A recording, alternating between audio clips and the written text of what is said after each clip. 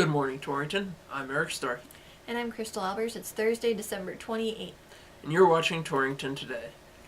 Well, in yesterday's paper, you can read all about the snowstorms that hit the area recently. They've just been kind of an onslaught of snow and cold, it was a nice white Christmas, but not so good for travelers. Or shoveling your snow. It seemed like Yeah. every time I got it done, it was needed to be done again.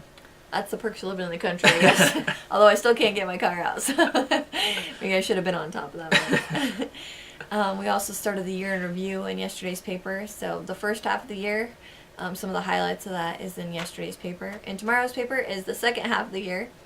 Some of the bigger stories or just the more interesting features that we've done. Also, there's a story about the Newcomb's Arcade in Lingle, which just opened yesterday to the public. It's going to be open mostly via appointment, but it's got unlimited play in all the games they have there. The pool tables, foosball, shuffleboard, arcade games, dartboard, all kind. If you just pay to rent it, and it's free after that, everything. So that's new in Lingle. Can't complain with that. Yeah, new in Lingle, and there's more details about that in the paper. So. As far as sports go, clearly it's a slow time of the winter season because of the holidays. But in yesterday's paper, you can read about last Thursday's action with the Torrington boys and girls. They both played Riverton, and the girls won by 1 point, and the boys lost by 1 point. So it was a pretty close night all around. It was some good basketball there, so you can read about both those games in yesterday's paper.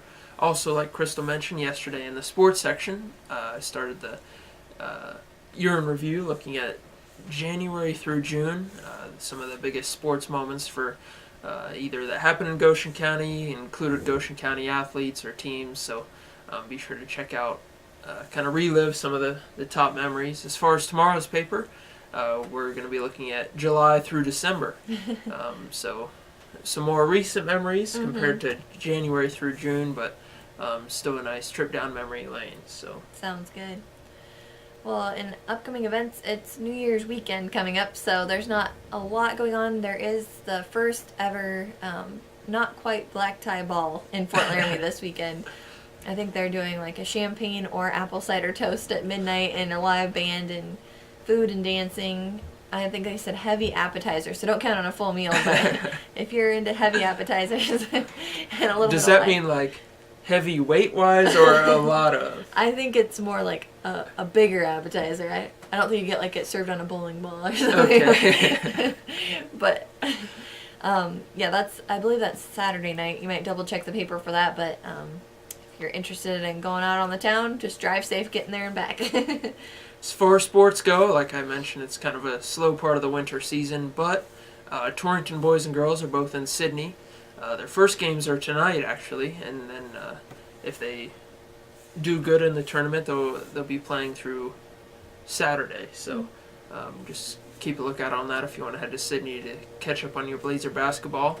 If you're a Blazer wrestling fan, you can make a shorter trip compared to Sydney and just head down to Cheyenne tomorrow. They'll be in the Bison Bonanza, and that starts at 10 o'clock tomorrow. So if you got the week off from school or work, you can head down and cheer on your Blazer wrestlers. As far as weather goes, tomorrow might be one of the best days to go for a drive, I guess.